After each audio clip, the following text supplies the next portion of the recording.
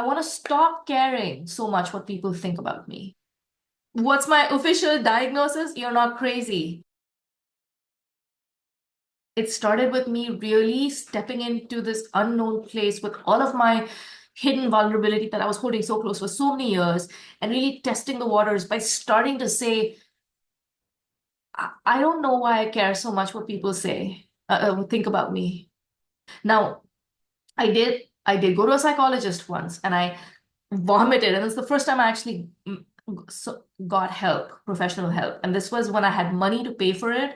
And it was probably around 2016 or 2017. Paid like $5,500 rupees. For me at the time, it was quite a lot of money. I guess it still is, but like it was quite a lot of money. And I spent 5.5 hours with her. She charged 1,000 rupees for an hour. I know that that's not too much now, but or maybe it is. I don't know. I have lost perspective of money. I probably never had a proper perspective of money anyway. But that was the first time I actually ever spoke about all of the really, really dark stuff to somebody who was a professional who could tell me, what I could do about it. And I went there because I was driven to start really doubting my own mind. I was with the wrong people, too many wrong people for too long, and it just drove me nuts. It just drove me like to question my own sanity. It's like I went to that psychologist. And Monica, her name was, if I could remember her contact, I would have shared it with everybody. But like she was so good. She lived in Basant Kunj, in Delhi, and she had a little office in the garage underneath, and it was a cute little small place. And I spent 5.5 hours against the wall, sitting on that bench, spewing my whole life to her, going backwards. It started with where I was right now and what I was experiencing, and went back all the way to my childhood. And her diagnosis was, no, you're not crazy. You know? You have survived so well given all of the stuff that's happened. This is something to be proud of. That was all I needed for that time. And then she wanted to, continue working or whatever, but I was just like, no, that's all I needed. I can't do more. That was enough for me. So even your healing journey, your self-help journey can look different, and it can be in little pieces, right? You go to the place that you're ready to go to, and then there is time that might pass between when you're ready in one level and then you get ready for a higher level a little later, and then maybe the ball starts rolling and you're just like, okay, now I can really do this every day. But you're not going to be there in the beginning. First, it's probably just going to be like, it's taken me everything and years of like resisting, but now finally I'm paying somebody to listen to me, listen to my story, listen to where I'm coming from, and just confirm to me that no, I'm not crazy. I'm not crazy. Shit, that was quite a hard experience. All of these experiences put together, and you're doing well by being a really strong survivor. You've survived really well, and you're not crazy. That's all I needed to hear. I was so grateful to her, but I couldn't do that again. That was enough for me. And then maybe a year later or a couple of years later, I think it was maybe a year later is when I moved to Canada. And when I was in Canada, I thought, okay, new life, new person. And then the reality of the struggle of immigration hit me. And everybody who immigrates goes through some part of this or the entire gamut or more difficult than me. I don't know. All as an immigrant, you're all on a spectrum of like difficult experiences that you have to first sort of experience before you can really sort of find your place, your stability in the new place that you move to. And for me, it involved really a complete break of identity, a complete sort of break of value, a sense of value of what I can do, what I have done in my corporate career before. Like a real imposter syndrome sort of sets in, and it's like, was I not good at my job? Like, why is nobody taking me seriously here? And why am I not getting offered at least a basic sort of a job that resembles what I have experience in? It's like none of that was happening for me. And then I did start at the bottom again because I had to start earning money again. But when I did start at the bottom, I knew that it's going to be hard and people do this, but I didn't know how hard it was on the ego, on the subconscious, on the sense of identity which for me now was like a real blessing again. It was such a blessing that I got rejected because I had to break down so that I could build myself up to who I am today again. But when I was in the experience, it was the most difficult thing to do. And I had no idea that's what was happening. All I knew is that nothing was working anymore. Nothing seemed to fall in place. And I thought this new life was supposed to suddenly be like this beautiful life, but it wasn't. It was like even worse than I had left behind in India. So it's like, what's going on here? And then I had another job that I got, which was a little bit better than the first contract job that I got laid off from, like, or fired from, on, I got fired twice. The two jobs I've held in Canada, I got fired twice from. Um, First in HR. There are other jobs I had, but like in HR. And after that, I had this like 1 year job with another recruiting company where I got laid off again, but I got laid off just before the pandemic started.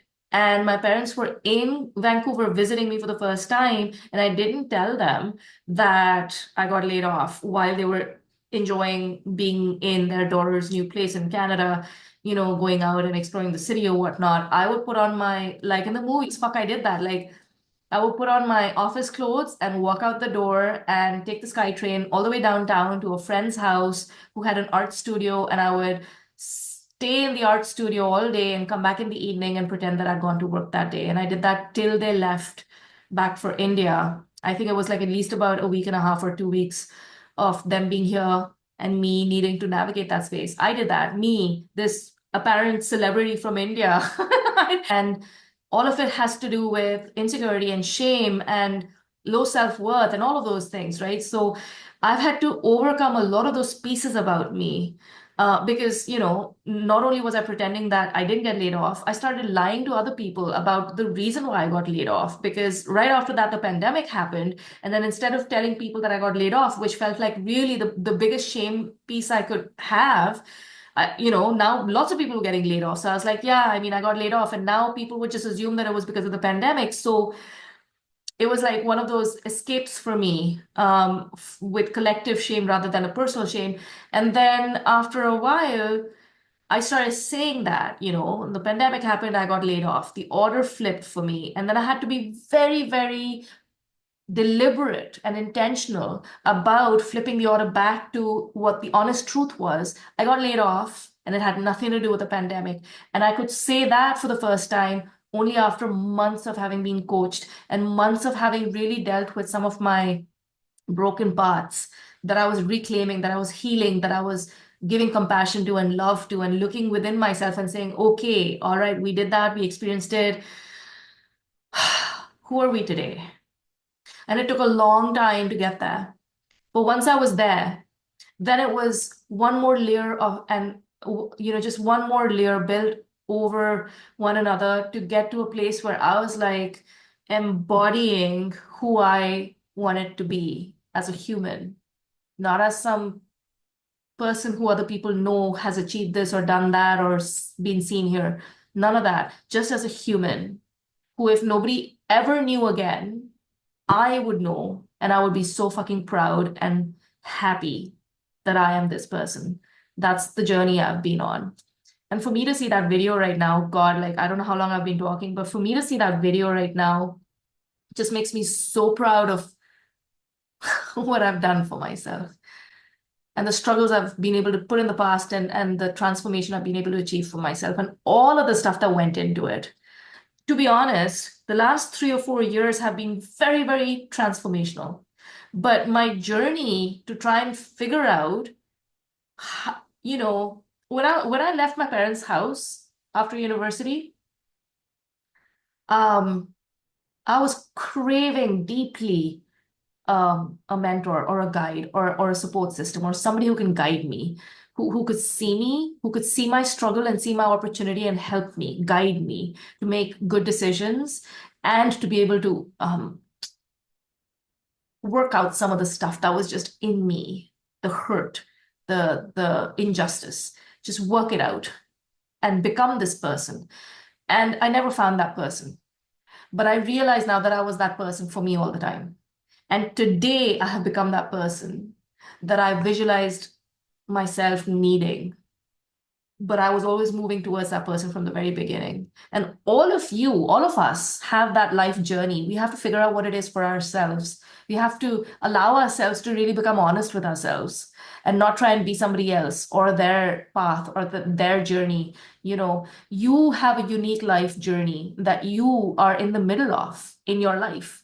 And you have to take ownership of that. You have to really own your own story and make that mean what you want it to mean for yourself.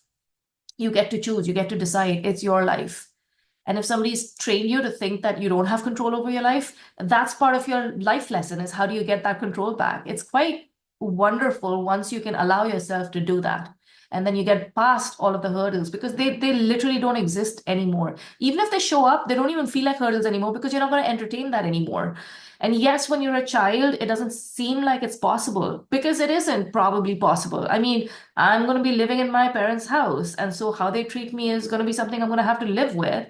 Unless I'm some rich kid who can go off and do their own thing, this world works on money and it works on very practical stuff. And so if I'm not able to do that for myself, I feel stuck in an environment that I can't get out of, but I'm getting mistreated in.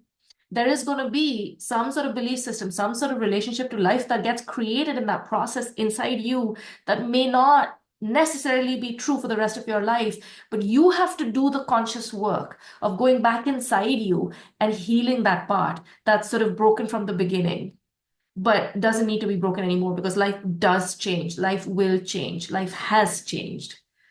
But you have to own your life. You have to own your life. And it's a journey. It's a journey for you to decide that you want to own your life. It's a journey for you to then feel really frustrated that you've decided that you're going to change your life and I'm going to do whatever it takes, but nothing's still working. In fact, it's worse than it ever was. It's just, yeah, it's a hard journey. But if you're committed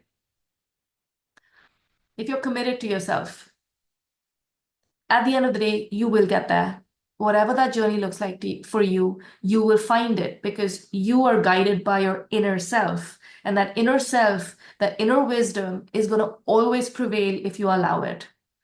You only have two choices. You either allow it or you resist it. If you allow it, your life transforms. If you resist it, you just prolong the suffering and delay the transformation. That's all. You will always transform at some point or the other. You will learn. There's no doubt about it. But you don't have to suffer as much. You will suffer a little bit for sure. A lot maybe at some point. But you don't have to stay suffering. You can allow yourself to transform. So the minute you decide, I've had enough of this shit, I can't feel like this anymore, I can't live like this anymore, that's the decision. That's the moment. It's like, all right. And it's like, you start seeing things change, but they take years to actually, like, our whole life is our life lesson.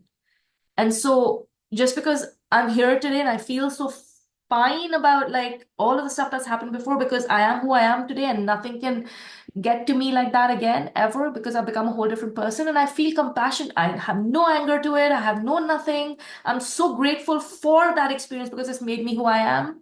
And I understand human nature so deeply now that I can go anywhere and be a positive influence on people and a shining bright light so that other people can reach into themselves to be that for themselves. I know that I've been able to do that for myself. Whether others are influenced by me or not doesn't matter. I feel great about who I am and what I've achieved for myself. It doesn't mean that my life is going to be beautiful for the rest of my life. No, I still have lessons.